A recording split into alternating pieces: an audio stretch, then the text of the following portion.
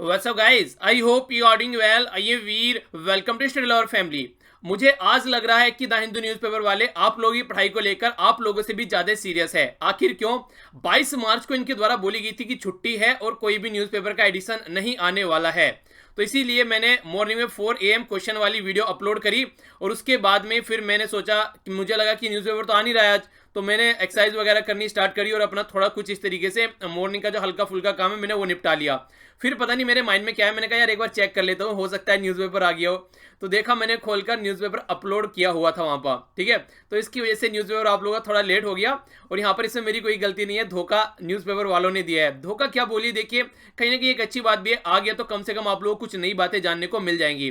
तो इसलिए देखिए कभी भी चाहे किसी भी हालत में कंडीशन में क्यों ना हो, एक मिनिमम टाइम स्टडी का रखिए अपना, कम से कम इतनी पढ़ाई तो आप लोगों को करनी है। इसी तरीके से न्यूज़पेपर हमेशा आप लोगों की लाइफ का पार्ट होना चाहिए, चाहे पढ़ाई कर रहे हैं चाहे नहीं कर रहे हैं। ये एक ऐसी चीज है, आप लोगों को एक मैच्योर सिटीजन बनाते हैं।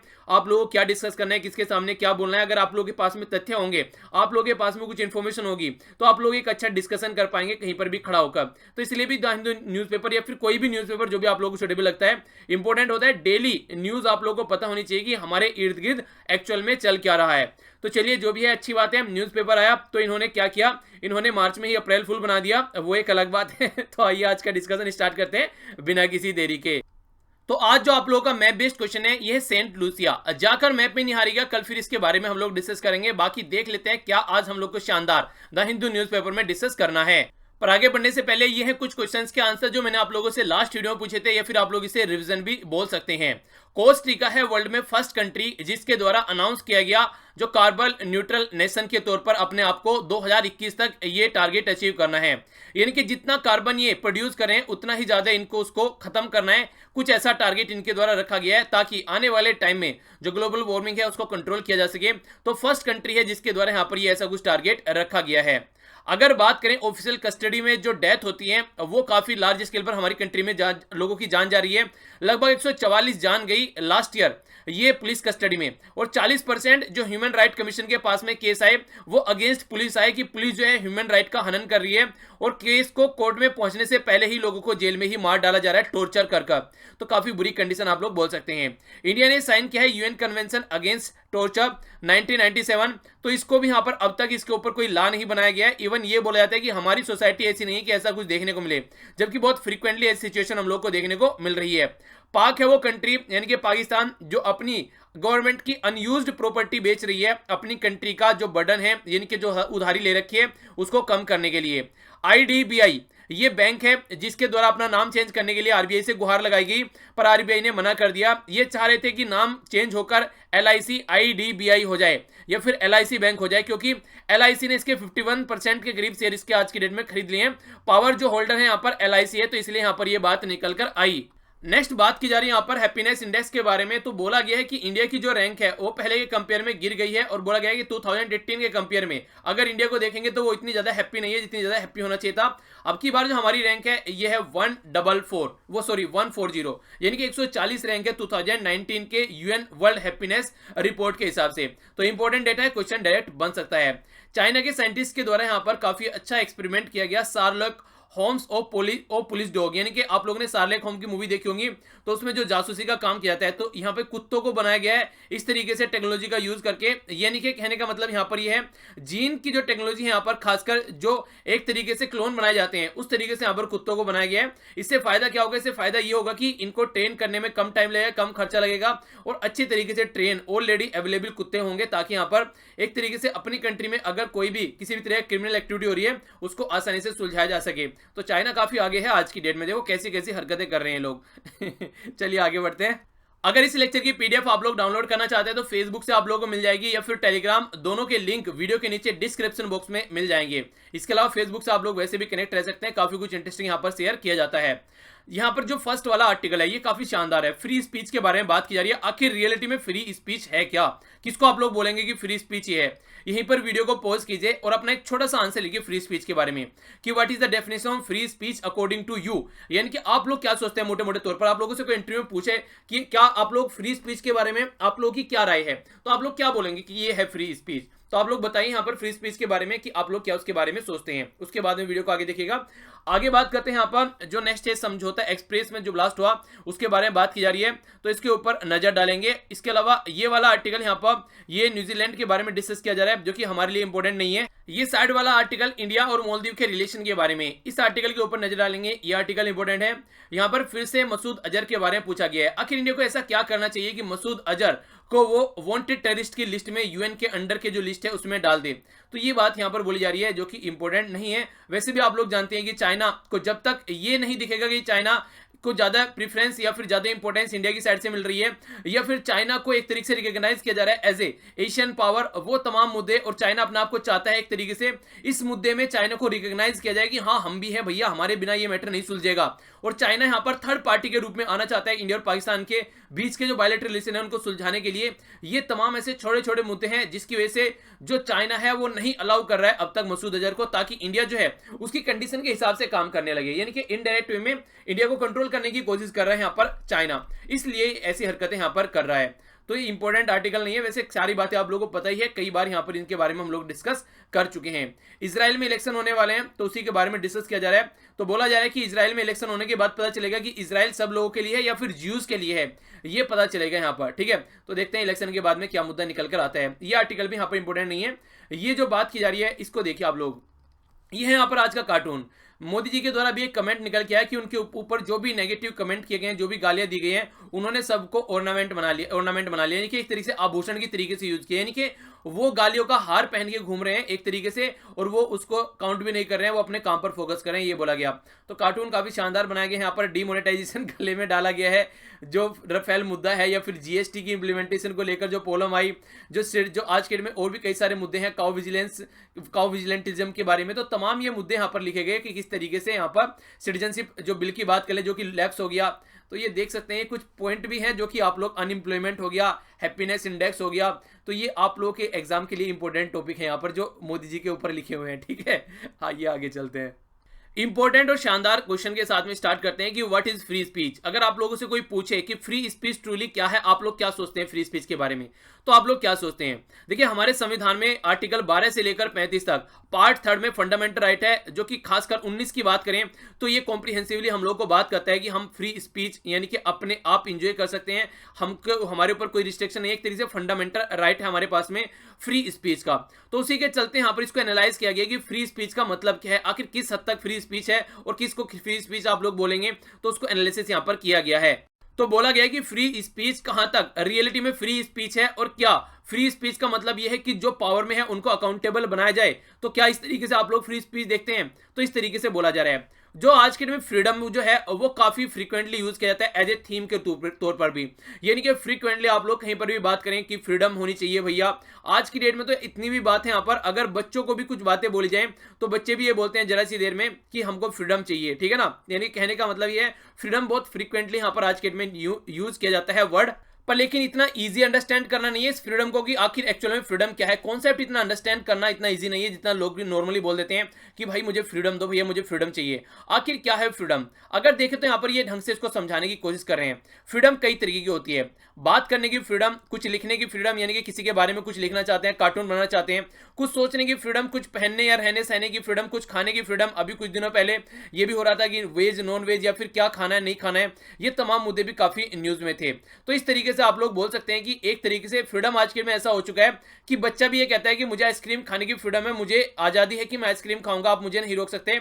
इस तरीके की कंडीशन बच्चा भी आज के में बोलता है, यानी कि फ्रीडम वर्ड इतना ज्यादा फ्रीली यूज किया जा रहा है कि कोई इसको समझ भी नहीं पा रहा है कि एक्चुअल में इसका वेटेज क्या है इस वर्ड का।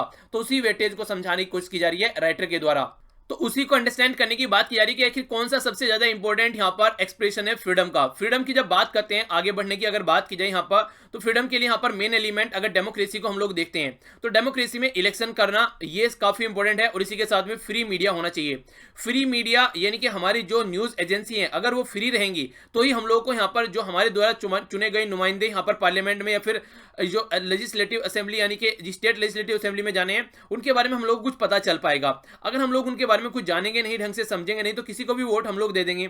तो कहीं ना कहीं बोथ यहाँ पर इलेक्शन और फ्री जो मीडिया है यहाँ पर वो इंपॉर्टेंट है, खासकर लोगों के लिए। उनकी फ्री स्पीच और फ्री एक्सप्रेशन को एक तरीके से नोटिफाई किया जा रहा है इस तरीके से, यानी कि जब वोट डालने कोई इंसान जा रहा है और उसकी फ्री विल होनी चाहिए, फ्री एक्सप्रेशन होना चाहिए, ये ब्रॉडर सेंस में क्या आप लोग इसको फ्री स्पीच बोलते हैं?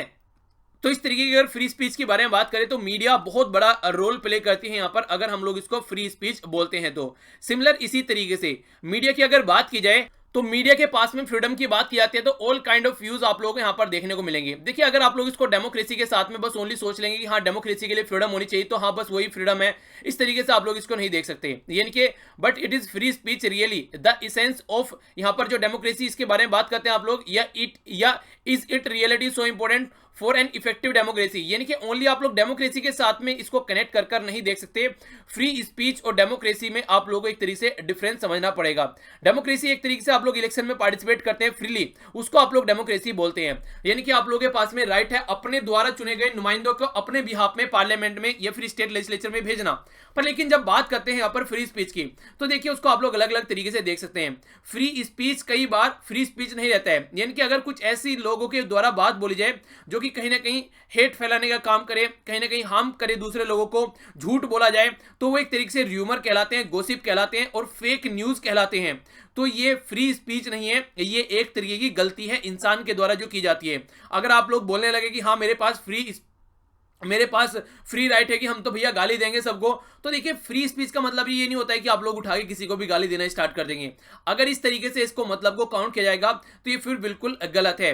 फ्री स्पीच का मतलब होता है एक तरीके से क्वेश्चन पूछना, सामने वाले को अकाउंटेबल ठहराना, जिसको आप लोग चुनकर भेज रहे हैं उसके बारे में अगर बात करें तो समझ में आता है। ये नहीं कि आप लोग हर एक इंसान को गाली देना स्टार्ट कर दें कि हाँ भैया फ्रीडम है, फंडामेंटल राइट है, हम तो अपनी फ्री स्पीच का एक तरीके से उपयोग कर रहे हैं। तो this is not the way of using the free speech. तो फ्री स्पीच को समझना पड़ेगा आप लोगों को कि कैसे यूज करना है। तो फ्री स्पीच तो है, पर फ्री स्पीच में कहां तक फ्री हो इसके बारे में आप लोगों को जानना पड़ेगा। What is really free in free speech? यहां पर बोला गया नेक्स्ट, यहां पर द फ्रीडम टू से व्हाट वन वांट, यानी कि हम क्या चाहते हैं उसके बारे में हम लोग सब कुछ कह सकते हैं आसानी से, उसमें कोई बड़ी बात नहीं है। पर लेकिन उसमें कंस्ट्रेन होता है एक तरीके से, क्या वर्ड यूज कर रहे हैं, क्या लैंग्वेज यूज कर रहे हैं, किस तरह का कॉन्सेप्ट, कैसी ग्रामर आप लोग यूज कर रहे हैं, किस तरीके से सिचुएशन सारी एक जगह इकट्ठा होकर आती है, तब आप लोग एक कंबाइंड वर्ड यूज करते हैं, तब जाकर आप लोग उसको डिलीवर करते हैं। और ये डिपेंड करता है कि आप लोग सोचते क्या हैं, तब आप लोग बोलते हैं। इसको समझाने की कोशिश की जा रही है इस तरीके से कि देखिए एक तरीके से आप लोग फ्री हैं, पर लेकिन आप लोग कुछ भी कहने के लिए फ्री नहीं है। जैसे एक कमेंटेटर की बात कर लीजिए, क्रिकेट के गेम में कोई कमेंट्री कर रहा है, तो ये तो है नहीं कि वो वहां पे लेक्चर देने लगेगा फिलोसफी के कमेंट्री छोड़कर कि हाँ फ्री स्पीच है मेरे पास, तो ऐसा कुछ नहीं है। तो यहाँ पर फ्री स्पीच की भी कॉस्ट है जो कि आप लोगों को पे करनी पड़ती है। गुड और बैड दोनों तरीके से आप लोगों को इसका प्राइस पे करना पड़ता है। इसके अलग अलग तरीके से आप लोग इसको अंडरस्टैंड कर पाएंगे कि गुड किस तरीके से, बैड कुछ तरीके से। यानी कि अगर यहाँ पर फ्री स्पीच की बात की जा रही है, यानी कि अगर मान लीजिए आप लोग पर्सनल रिलेशन की बात करते हैं, फैमिली या फ्रेंड्स की बात करते हैं, तो वहां पर भी आप लोग एक अलग तरीके से बोल देते हैं कि भैया फ्री है। तो ऐसा नहीं हो सकता। वहां पर अगर वो सामने वाले को हार्म पहुंचा रही है, सामने वाले के साथ में आप लोगों की लड़ाई हो जा रही है, तो वो एक तरीके से फ्री स्पीच नहीं रह गई है। वहां एक तरीके से वो एक तरीके से फेक न्यूज हो गई, लड़ाई करने वाला मुद्दा हो गया, वो और ज्यादा हेट कंटेंट क्रिएट करने वाला सिचुएशन हो गई सोसाइटी के अंदर, जिसकी वजह से कई सारे रिलेशन टूट जाते हैं। आप लोगों ने सुना भी होगा कि यार देखो जबान संभाल के बोलना, ठीक है ना। तो जबान संभाल के बोलने का मतलब यही होता है कि उल्टी सीधी बातें न बोले जो कि सामने वाले को हार्म करे। तो इसका मतलब ये नहीं कि फ्री स्पीच है तो हम सामने वाले को गाली देंगे, हर्ट करेंगे, उसके साथ में रिलेशन ब्रेक करेंगे अगर हमको उसकी जरूरत नहीं है। तो क्या मतलब हो गया? मतलब ये यहां पर ये हो गया कि हमारे पास में ऐसी फ्रीडम नहीं है कि हम लोग किसी को कुछ भी कह सकें। ऐसी फ्रीडम है हम लोगों के पास में कि कुछ ऐसा हम लोग बोले कि किसी को नुकसान न पहुंचाए, जिसकी हम लोग को कोई कॉस्ट न पे करनी पड़े। यानी कि कुछ ऐसे शब्द बोले कि सामने वाले को भी अच्छा लगे, वो आप लोगों को गाली न दे, आप लोगों के ऊपर कोई उल्टे सीधे कमेंट न करेगी, कितना भद्दा इंसान है, कैसे कमेंट करके चला गया, क्या बोल के चला गया। तो इस तरीके से आप लोगों को अंडरस्टैंड करना पड़ेगा। फ्री स्पीच अपने लिए अपनी व्यू भी प्रेजेंट कर दिया और सामने वाले को हर्ट भी नहीं किया, इस तरीके से आप लोग फ्री स्पीच इसको बोल सकते हैं। यानी कि जिसके लिए आप लोगों को कोई प्राइस न पे करना पड़े, यानी कि आप लोगों को कोई अपोजिट रिएक्शन न देखने को मिले, उसको बोला जा रहा है नॉर्मली फ्री स्पीच। पर लेकिन इसके अपोजिट भी बात आप लोग बोल सकते हैं कि देखिए प्राइस पे करना है या नहीं करना है ये कैसे पहले आप लोग अकाउंट कर सकते हैं, क्योंकि बहुत सारी ऐसी चीज है जो एक इंसान को सही लगती है और दूसरे इंसान को सही नहीं लगती है। तो यहां पर भी फिर से क्वेश्चन मार्क यहां पर लग जाता है, आखिर किस तरीके से सिचुएशन को हैंडल किया जाए इस कंडीशन में। मान लीजिए किसी ने कुछ लिखा, उसके हिसाब से वो सही है कि उसने लिख दिया, पर सामने वाले के हिसाब से हो सकता है कि वो सही न हो, तो क्या कंडीशन यहां पर बनती है। ऐसे जिस तरीके से आप लोग बोल सकते हैं हमारी कंट्री में जो ड्राइविंग की जाती है वो दूसरी साइड में की जाती है, अगर आप लोग वेस्टर्न वर्ल्ड में जाएंगे वो अलग साइड में की जाती है। तो देखिए अलग अलग लॉ एंड रेगुलेशन है, तो किसी को कोई चीज अच्छी लग जाती है तो किसी को कोई चीज अच्छी लगती है और किसी को कोई बुरी लग जाती है। तो एक तरीके से यहाँ पे फ्री स्पीच के लिए एक और कंडीशन बन गई। पहले तो आप लोगों ने बोल ही दिया किसी को कॉस्ट न पे करनी पड़े, दूसरे यहाँ पर आप लोग कुछ इस तरीके से सिचुएशन लेकर चलनी है कि सामने वाला जो सुनने वाला है उसकी भी कंडीशन को ध्यान में रखना है, यानी कि ये एक तरीके से ऐसा होना चाहिए कि जो सुनने वाला है उसको भी ऑफेंसिव न लगे और बोलने वाले का भी काम हो जाए, यानी कि आम के आम और गुठलियों के दाम हो जाए, ऐसा कुछ बोलने की कोशिश की जा रही है।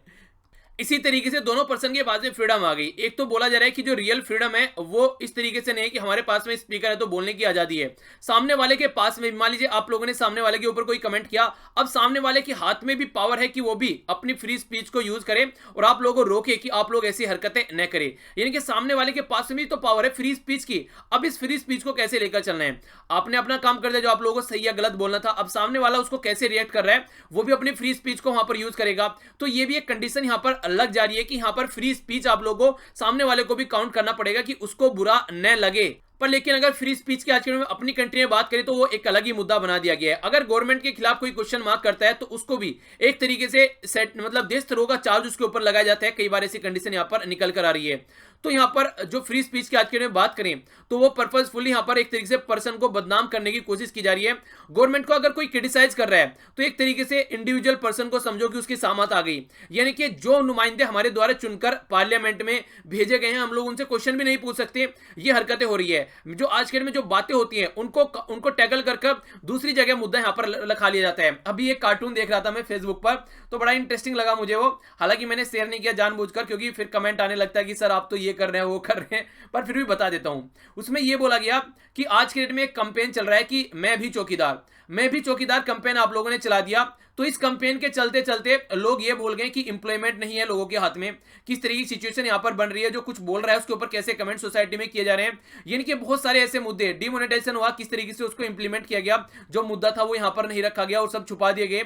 इस तरीके से मतलब बहुत तमाम ऐसे मुद्दे हैं जिनको छुपा दिया गया और मैं भी चौकीदार इलेक्शन में मुद्दा हो गया। मतलब कोई डेवलपमेंट की बात ही नहीं करता है, कोई इंप्लॉयमेंट की बात ही नहीं कर रहा है, ऐसे ऐसे मुद्दे चलाए जा रहे हैं और ऊपर से अपोजिशन चौकीदार चोर है। तो मतलब लगे हुए हैं आपस में किस तरीके से एक दूसरे का पत्ता काटना है, जनता के ऊपर कोई फोकस ही नहीं है। बस इस तरीके से आप लोग इसको समझ सकते हैं। यानी ये कहने का मतलब यहां पर ये है घुमा फिरा कर कि एक तरीके से आज की डेट में क्वेश्चन मार्क करना बहुत बड़ा क्वेश्चन हो चुका है कि आप लोग क्वेश्चन मार्क करना ही नहीं है, वरना आप लोगों को अलग तरीके से ट्रीट किया जाएगा और एक तरीके से कहीं ना कहीं बदनाम भी कर दिया जाता है कई बार। तो जबकि अगर फ्री स्पीच की बात करें तो ये किसी डेमोक्रेसी को मोर वर्केबल बनाते हैं, इंडिविजुअल की फ्रीडम होती है कि वो क्या बोल सकते हैं यहां पर, तो उस तरीके से समझ सकते हैं। तो डेमोक्रेसी में गवर्नेंस जो है वहां पर एक तरीके से वो लोगों के लिए है और लोगों के द्वारा ही है, यानी कि पढ़ा भी होगा आप लोगों ने कि जनता के द्वारा, जनता की वो जो डेफिनेशन दी गई थी अब्राहम लिंकन के द्वारा, of the people for the people by the people, जैसे कि लोगों के लिए लोगों के द्वारा चुनी गई गवर्नमेंट, ठीक है ना। तो इस तरीके से डेमोक्रेसी को डिफाइन करने की कोशिश की जाती है।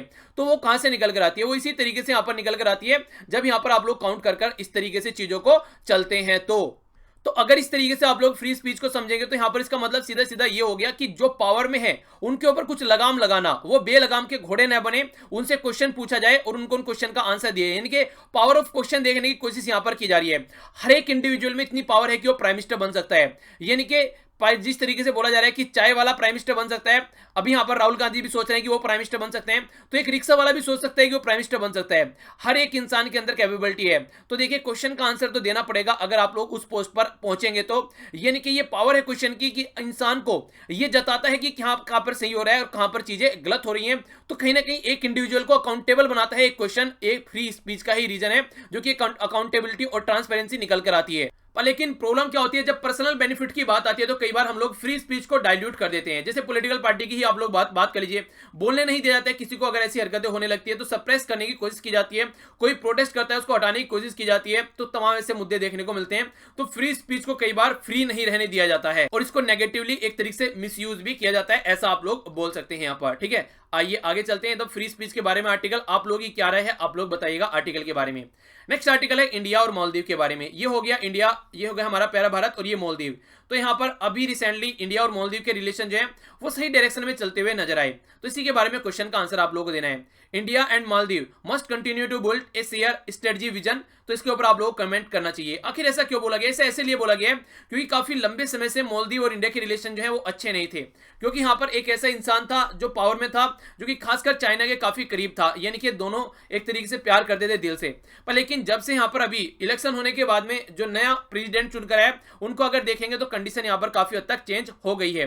तो इंडिया और मालदीव के रिलेशन, हमारी कंट्री के एक्सटर्नल अफेयर मिनिस्टर यहाँ पर अभी मालदीव की विजिट पर गई लास्ट वीक, और वहां पर अपने काउंटर पार्ट अब्दुल्ला सहीद के साथ में बातचीत की और काफी कुछ यहाँ पर चीजें निकल कर आई। और फर्स्ट फुल फ्लैश यहाँ पर बायलेटरल एक पॉलिटिकल मीटिंग यहाँ पर देखने को मिली इंडिया और मालदीव के बीच में।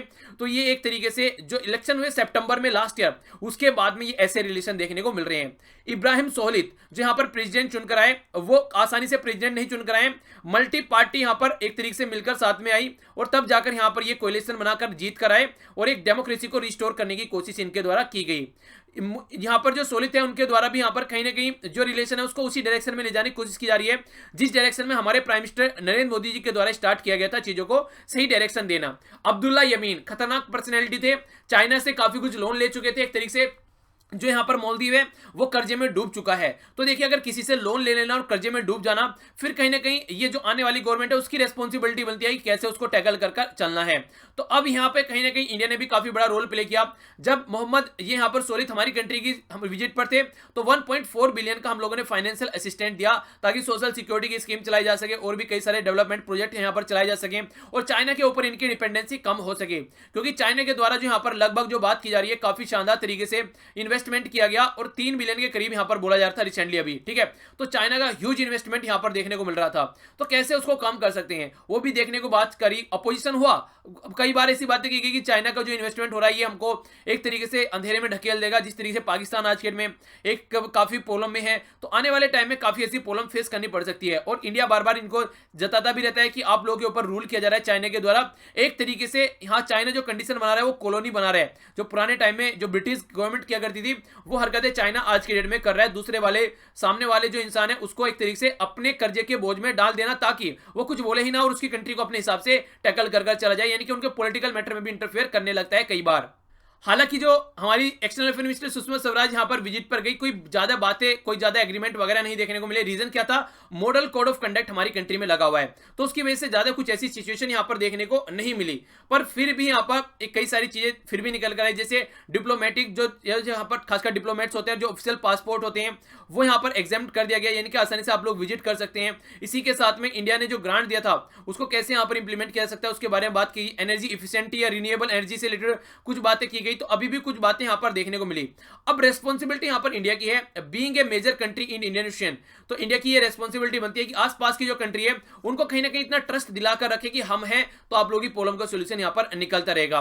उस ट्रस्ट में हम लोगों को काम यहां पर करना चाहिए। तो ये यहां पर सीधा सीधी बात यहां पर बोली जा रही है, यानी कि सिक्योरिटी को लेकर या फिर काउंटर टेररिज्म को लेकर या फिर ट्रांस नेशन जो क्राइम्स होते हैं, यानी कि एक कंट्री में कोई क्रिमिनल एक्टिविटी करके दूसरी कंट्री में भाग जाता है, कैसे उसको रोकना है, वो तमाम मुद्दे यहां पर निकल कर आते हैं।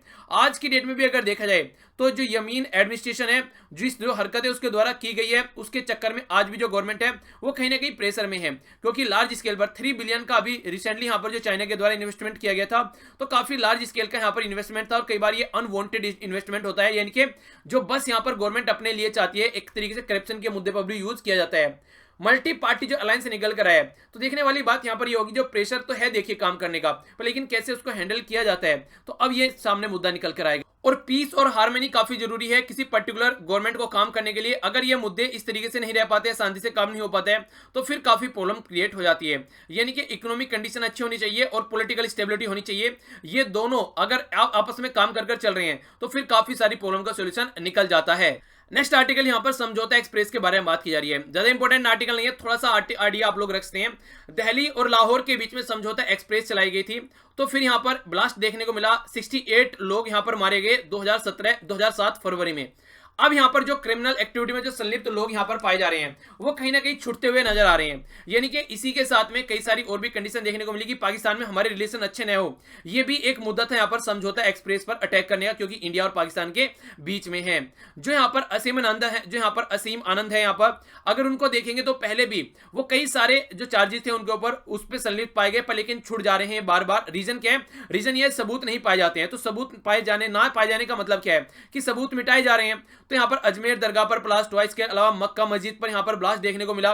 तो कई सारे ऐसे ब्लास्ट देखने को मिले, पर लेकिन यहां पर ये बच जा रहे हैं। तो कहीं ना कहीं एक सेफ्रॉन टेरर इसको बोला जा रहा है, यानी कि एक तरीके से आरएसएस वाला जो टेरर है यहां पर वो देखने को मिल रहा है। इस तरीके की बातें यहां पर बोली जा रही हैं। यानी कहने का मतलब यहां पर ये कोई ना कोई तो सपोर्ट कर रहे हैं, यहां पर ये इंसान ऐसी हरकतें करने के बाद भी बार बार बच जा रहे हैं। और इनके द्वारा खुद अपनी लेंथी स्टेटमेंट दी गई कि इस तरीके से कंडीशन बनी, क्या सिचुएशन बनी यहां पर 2006 और 2008 के बीच में। पर लेकिन जो ट्रायल कोर्ट है या फिर जो इन्वेस्टिगेटिंग एजेंसी है वो यहां पर सबूत इकट्ठा करने में सक्सेस नहीं हो पाई। तो देखिए, एक तो ये बात है ये यहाँ पर कि दोनों इंडिया और पाकिस्तान के बीच में रिलेशन को खराब करने की कोशिश करे, और दूसरा यहाँ पर ये निकल के आ रहा है कि नेशनल इन्वेस्टिगेटिंग जो एजेंसी है वो भी आज की डेट में वीक होती हुई जा रही है। और कई बार तो यहाँ पर जब ऐसे अटैक होते हैं कि मुस्लिम वर्ल्ड के ऊपर यहाँ पर कई सारी कमेंट निकल कर आते हैं कि यहाँ पर यूएन के द्वारा बोला गया कि लश्कर तैयबा से कनेक्टेड है, वो तमाम मुद्दे अपनी जगह निकल कर आते हैं। पर लेकिन एक्चुअल में जो यहाँ पर रियलिटी में आप लोगों को देखने को मिलेगा वो प्रॉब्लम ये निकल के आती है कि हम लोग जो हैं कई बार यहाँ पर जो कई बार यहां पर पता होते होते भी हम लोग उनको सजा नहीं दिला पाते हैं, क्योंकि सबूत के अभाव में सबूत नहीं मिल पाते हैं। उस तरीके से यहां पर कई सारे ऐसे दरिंदे जो हैं वो छुट जाते हैं और सोसाइटी में फ्रीली घूमते हैं। चलिए आगे बढ़ते हैं। यहां पर नेक्स्ट जो बात की जा रही है वो बात की जा रही है बीजेपी के द्वारा अपने जो कैंडिडेट हैं उनकी लिस्ट जारी कर दी गई है। मोदी जी फिर से वाराणसी से लड़ेंगे, और यहां पर अमित शाह के द्वारा आडवाणी जी की सीट यहां पर छीन ली गई है, गांधीनगर वाली। ठीक है, बाकी सब है राजनाथ सिंह जी, नितिन गडकरी, स्मृति ईरानी, ये यहां पर जनरल वीके सिंह, ये तमाम आप लोग देखने को मिल रहे हैं। ये मैक्सिमम अपनी अपनी सीट से यहां पर लड़ने वाले हैं इलेक्शन। नेक्स्ट यहां पर ये काफी इंपॉर्टेंट मुद्दा है। अभी नरेंद्र मोदी से रिलेटेड एक मूवी रिलीज हो रही है, तो उस मूवी में विवेक ओबरॉय जो हैं वो प्राइम मिनिस्टर नरेंद्र मोदी का रोल प्ले कर रहे हैं, और यहां पर इनकी इमेज को एक अलग तरीके की दिखाने की कोशिश की जा रही है। मैंने भी ये ट्रेलर देखा, तो देखिए इस टाइम पर जब मॉडल कोड ऑफ कंडक्ट लगा हुआ है उस टाइम पर आप लोग यहां पर एक पॉलिटिकली मोटिवेटेड मूवी निकाल कर लेकर आ रहे हैं। तो डीएमके के जो लोगों के द्वारा बोला गया है कि ये कहीं ना कहीं गलत तरीका है इस तरीके से जो यहां पर एक इमेज प्रेजेंट की जा रही है। और ये भी रिलीज कब होने वाली है? 12 अप्रैल को, यानी कि जस्ट कुछ दिन पहले जब इलेक्शन यहां पर होने वाले हैं हमारी कंट्री में। आखिर अभी ये मूवी क्यों याद आई? 4 साल पहले तो मूवी याद नहीं आई थी, इलेक्शन से पहले क्यों ये मूवी याद आ रही है यहां पर? तो देखिए कहीं ना कहीं ऐसे ऐसे भी कमेंट निकल कर आ रहे हैं कई सारे जो मैंने देखे थे सोशल मीडिया पर कि बीजेपी आज के डेट में जो पॉलिटिकल पार्टी छोड़कर इनको अपना मूवी बनाना स्टार्ट कर देना चाहिए, ऐसे भी मुद्दे यहां पर निकल कर आ रहे हैं। तो कहने का मतलब यहां पर ये देखिए, चाहे बीजेपी की बात हो चाहे कांग्रेस की बात हो, बात यह आती है घुमा फिरा के कि किस तरीके से आप लोगों के माइंड में एक ऐसा फ्री एंड फेयर ग्राउंड रखना है ताकि वो किसी से इन्फ्लुएंस न हो। और ये काम कौन करेगा? Election commission of India. तो देखते हैं अभी यहां पर इस मूवी को अलाउ किया जाता है या फिर इलेक्शन के बाद में ये रिलीज होगी। तो देखिए क्या कंडीशन निकल कर आती है वो हम लोग को देखने को मिलेगी। आप लोग क्या सोचते हैं इसके बारे में? ये मूवी इलेक्शन से पहले रिलीज होनी चाहिए या फिर इलेक्शन के बाद में रिलीज होनी चाहिए? नीचे कमेंट बॉक्स में आप लोग अपनी राय दीजिए। नेक्स्ट बात करते हैं यहाँ पर एक डैम के बारे में जिसका नाम है जयपुर डैम। जयपुर डैम आप लोग यहाँ पर औरंगाबाद महाराष्ट्र में देखने को मिल रहा है। लगभग आज के डेट में 32.88% जो पानी है यहाँ पर ये स्टोरेज में बचा हुआ है, बाकी सब कुछ यहाँ पर खत्म हो चुका है। वो आप लोगों को नजर आ रहा होगा यहाँ पर ये बंजर जमीन को देखकर भी। आगे जो बात की जा रही है, यूएसए के द्वारा पाकिस्तान को बोला गया कि फिर से इंडिया के ऊपर कोई अटैक किया गया तो उसके लिए वो तैयार है कॉन्सिक्वेंसी झेलने के लिए कि क्या क्या कंडीशन यहां पर बन सकती है, और कुछ ऐसे स्टेप उठाए ताकि सस्टेन लगे, वेरीफाइबल लगे और इरिवर्सिबल लगे, जो कि टेररिस्ट को कंट्रोल करने के लिए किए जा रहे हैं। यानी कि कुछ ऐसे स्टेप उठाएगी ताकि यहां पर लगे जनता को कि हाँ टेररिस्ट को कंट्रोल करने के लिए ये कुछ कर रहे हैं। तो ये भी मुद्दा यहां पर निकल कर आ रहा है। नेक्स्ट चीज जो मैं बेस्ट क्वेश्चन है एंटीगुआ बारबुदा। ये आप लोगों से पूछा था, कैरेबियन एक कंट्री देखने को मिलती है, ये यूएसए हो गया यहाँ पर, और यहाँ पर आप लोगों को ये कंट्री देखने को मिलेगी। ओके, ये इसका फ्लैग हो गया यहाँ पर, ईस्टर्न कैरेबियन डॉलर यहाँ पर करेंसी है, और यहाँ पर ये जो सेंट जॉन यहाँ पर इसकी कैपिटल आप लोग को नजर आएगी। आइए नजर डालते हैं आज के क्विज पर जो कि आप लोगों को अटेम्प्ट करना है। हालांकि ज्यादा नहीं था यहाँ पर, आज कुछ ज्यादा डिस्कस करने के लिए नहीं था, यानी कि फैक्चुअल इन्फॉर्मेशन ही निकालने की थी इतनी जितनी की क्विज बनाया जा सके। फ्री 5 क्वेश्चन है, अच्छे से अटेम्प्ट कीजिए।